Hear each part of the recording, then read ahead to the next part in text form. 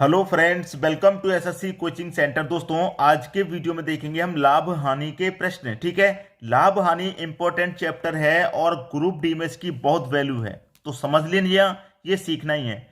चलिए स्टार्ट करते हैं। पहला प्रश्न है, 12 वस्तुओं का विक्रय मूल्य 9 वस्तुओं के क्रय मूल्य के बराबर है, तो लाभ अथवा हानि प्रतिशत ज्ञात करें। ठीक है, लाभ होगा या हानि होगा वो बता देना है। कह रहा है 12 वस्तुओं का विक्रय मूल्य, 12 वस्तुओं का विक्रय मूल्य मतलब सेलिंग प्राइस। ठीक है, 9 वस्तुओं के क्रय मूल्य, 9 वस्तुओं के क्रय मूल्य मतलब कॉस्ट प्राइस की क्या है, बराबर है। बराबर है तो बराबर लिख दो। तो लाभ या अथवा हानि प्रतिशत ज्ञात करें। ठीक है, देखिए हमेशा याद रखना, कभी भी प्रश्न आपको इस तरीके से हो, कैसा भी प्रश्न हो, आप हमेशा याद रखना जैसे कि ये इधर क्या लिखा हुआ है, सेलिंग प्राइस। सेलिंग प्राइस है।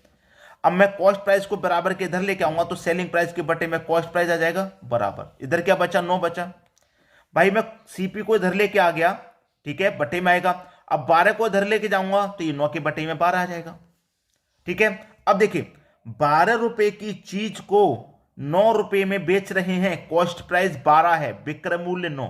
तो 12 की चीज को हम 9 रुपए में बेच रहे हैं तो 3 रुपए का हमें हानि हो रहा है। कितने का, 3 का हानि हो रहा है। हानि हो चाहे लाभ हो, किस पर निकलता है, हमेशा कॉस्ट प्राइस पर। कॉस्ट प्राइस हमारा 12 है। ठीक है, और प्रतिशत के लिए क्या करेंगे, 100 से गुना। 3 से कटा दूंगा, 12 को 4 बार में कटेगा, और 4 से कटा दूंगा 100 को 25 बार में कटेगा। तो इसका मतलब 25% का क्या हो रहा है, हमको हानि हो रहा है। 25% का हानि हो रहा है। सी ऑप्शन हो जाएगा सही जवाब। बात क्लियर है। यहीं पर पता लग जाता है हमको हानि हो रहा है या नुकसान। भाई 12 की चीज को 9 पे बेचूंगा तो सीधा सीधा हानि होगा। ठीक है, अब देखेंगे अगला प्रश्न। अगला प्रश्न है, 9 वस्तुओं का विक्रय मूल्य 12 वस्तुओं के क्रय मूल्य के बराबर है, तो लाभ अथवा हानि प्रतिशत ज्ञात करें। देखिए फिर से वही कहा, 9 वस्तुओं का विक्रय मूल्य मतलब सेलिंग प्राइस, 12 वस्तुओं के क्रय मूल्य मतलब कॉस्ट प्राइस के क्या है, बराबर है, तो बराबर ले लो। अब देखिए इधर एसपी है, मैं सीपी को इधर लेके आऊंगा बराबर के, तो एसपी के बटे में सीपी हो जाएगा। इधर क्या बचा, फिर 12 बचा। अब मैं 9 को इधर लेके जाऊंगा तो 12 के बटे में 9 आ जाएगा। अब 9 रुपए की चीज को 12 रुपए में बेच रहे हैं। भाई कॉस्ट प्राइस 9 है, सेलिंग प्राइस 12। 9 की चीज को 12 में बेचेंगे, 3 रुपए का फायदा। फायदा हो रहा है, इस बार लाभ हो रहा है। 9 की चीज को 12 में बेचेंगे, फायदा कितने पर हो रहा है, फायदा कॉस्ट प्राइस पर, मतलब 9 पे, और प्रतिशत के लिए क्या करेंगे, 100 से गुना। ठीक है, 3 त्रिक का 9 कट गया, और 3 से कटा दूंगा इसको तो 3 त्रिक का 9, 1 बचेगा 10। फिर से 3 त्रिक का 9, 1 बचेगा तो 1 ऊपर बट्टे में 3, 33.1/3%। ये आपका आंसर हो गया, 33.1/3% का लाभ होगा। क्लियर है। अब देखेंगे अगला प्रश्न। अगला प्रश्न है, 25 संतरे बेचने पर एक दुकानदार को 5 संतरों के विक्रय मूल्य के बराबर लाभ होता है, उसके लाभ का प्रतिशत ज्ञात करें। लाभ का प्रतिशत, ठीक है, लाभ प्रतिशत ज्ञात करना है। लाभ प्रतिशत अगर कभी भी आपसे पूछा जाए तो प्रॉफिट बटे में, देखिए बटे में क्या लिखना है, जो वस्तु है आपकी वो, जैसे कि 15 वस्तुएं हैं, 15 संतरे का मतलब 15 वस्तुएं हैं, तो यहां पर मैं लिखूंगा 15। 25 हैं तो 25 लिखूंगा, 40 वस्तुएं हैं तो 40 लिखूंगा, याद रखना। अब यहां पर 25 हैं तो मैं 25 लिख लूंगा, उसमें से माइनस कर दूंगा प्रॉफिट को और गुने 100। बस इतना सा फर्क है कि लाभ वाले में यहां साइन माइनस का रहता है और हानि वाले में यहां प्लस का साइन रहता है। ठीक है, बस इतना फर्क है। कर लो प्रश्न को। प्रॉफिट कितने का है भाई, 5 संतरों के विक्रय मूल्य के बराबर लाभ, 5 का प्रॉफिट, 5 लिख लो। वस्तु 25 है, प्रॉफिट को माइनस कर दो, मतलब 5 को प्रतिशत के 100, ऊपर 5 है, 25 में से 5 जाएगा, 20 बचेगा, गुने 100। अब देखिए कटा लो सीधा सीधा, 5 से कटा लो 20 को 4 बार में, 4 से कटा लो 25 को सीधा सीधा 25 बार में। 25% आपका सही जवाब हो गया, डी ऑप्शन। तो लाभ का परसेंट क्या है, 25%, उसके लाभ का प्रतिशत है। समझ में आ गई बात। अब देखेंगे हम अगला प्रश्न। अगला प्रश्न है, 25 संतरे बेचने पर एक दुकानदार को 5 संतरों के विक्रय मूल्य के बराबर हानि होती है, उसकी हानि का प्रतिशत ज्ञात करें।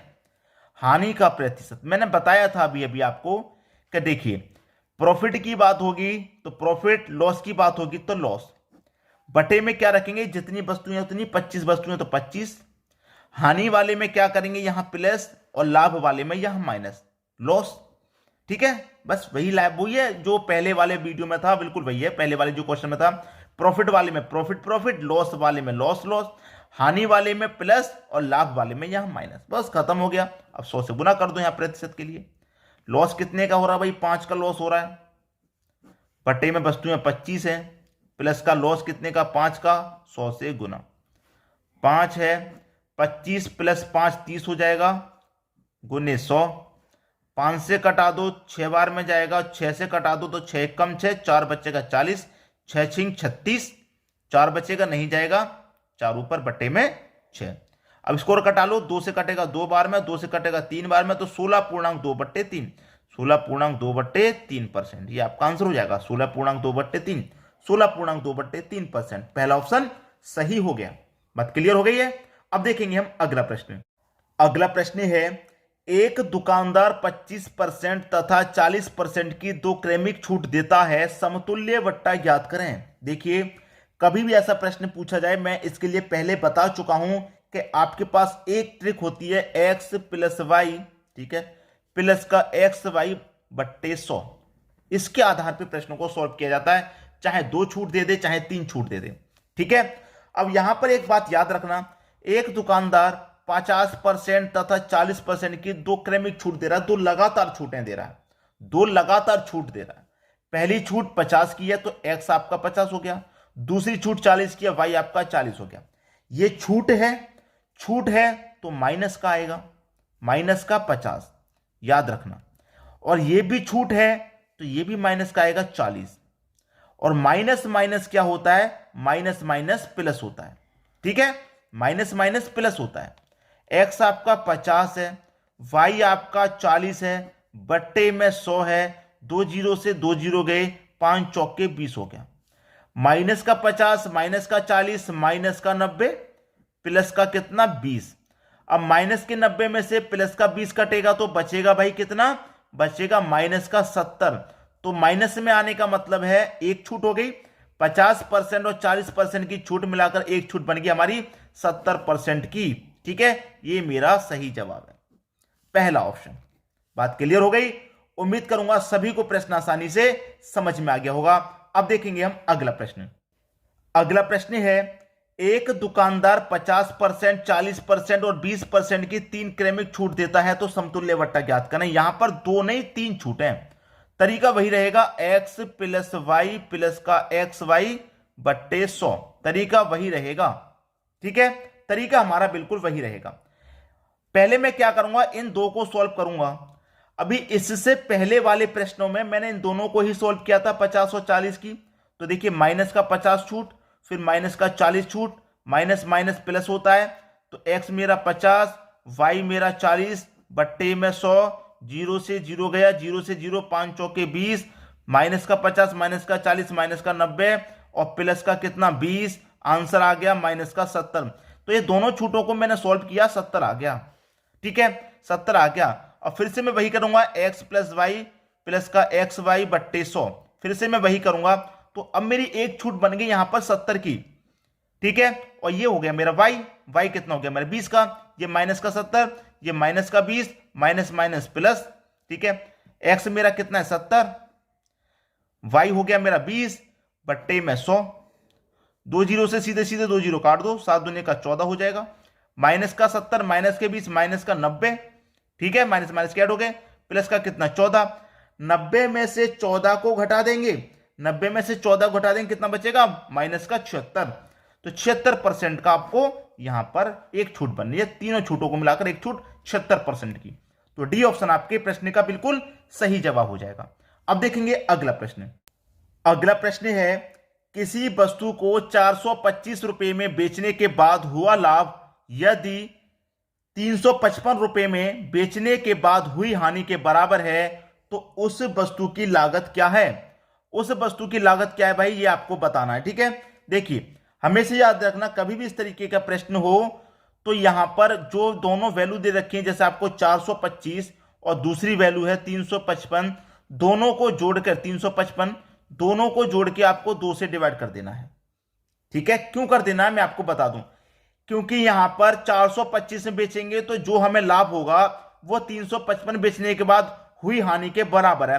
तो यहां पर लाभ और हानि हमें बराबर होगी। कभी भी ऐसा प्रश्न मिले जिसमें लाभ और हानि बराबर होगी तो दोनों को जोड़ के 2 से डिवाइड, ठीक है, दोनों को जोड़ दूंगा 780 हो जाएगा, 2 से डिवाइड कर दूंगा, कितना हो जाएगा 390। ये आपका आंसर हो गया 390, डी ऑप्शन। बात क्लियर हुई। अब देखेंगे अगला प्रश्न। अगला प्रश्न है, एक मेज 13% लाभ पर बेची जाती है, उसे 25 रुपए अधिक पर बेचा जाता है तो लाभ 18% होता है। मेज का लागत मूल्य है, लागत मूल्य मतलब क्रय मूल्य, 13% लाभ पर बेची गई तो क्या हुआ दोस्तों, 13% लाभ पर बेची जाती है तो उसे 25 रुपए अधिक पर बेचा जाता है तो 18% लाभ होता है। अगर मैं 13% से 18% पर बेचूंगा तो मुझे 25 रुपए अधिक मिलेंगे, ठीक है, कितने मिलेंगे भाई, 25 रुपए अधिक मिलेंगे। लेकिन 13% से 18% बेचने पर मैंने कितने परसेंट अधिक में बेचा, 5% अधिक में बेचा। मैं 5% अधिक में बेचूंगा तभी तो 25 रुपए अधिक मिलेंगे, ठीक है। पहले 13 में बेच रहा था, 13 के बाद 18 में बेचा तब मुझे 25 रुपए अधिक मिले। तो 13 से 18 बेचने पर मैंने 5% अधिक में बेचा तब 25 मिले। तो 5% अधिक में बेचा तब 25 मिले। तो मैं 100% का मान कैसे निकालूंगा, इस 25 में इस 5 से डिवाइड कर दूंगा। 100% का मान निकालने के लिए 100 से गुना, 5 से कटा दूंगा, 5 बार में 5 का 100 से गुना 500। ये आपका आंसर हो गया, पी ऑप्शन। अब देखेंगे अगला प्रश्न। अगला प्रश्न है, 19% की हानि 17% लाभ में बदल जाती है। जब विक्रय मूल्य में 162 रुपए की वृद्धि हो जाती है तो वस्तु का क्रय मूल्य क्या है। दोस्तों ये जो प्रश्न है मैंने आपको होमवर्क के लिए रख दिया, ठीक है, ये प्रश्न आपको होमवर्क के लिए है। आप इसका आंसर मुझे कमेंट बॉक्स में बताइएगा क्या होगा, ठीक है दोस्तों। वीडियो देखने के लिए आपका बहुत बहुत धन्यवाद।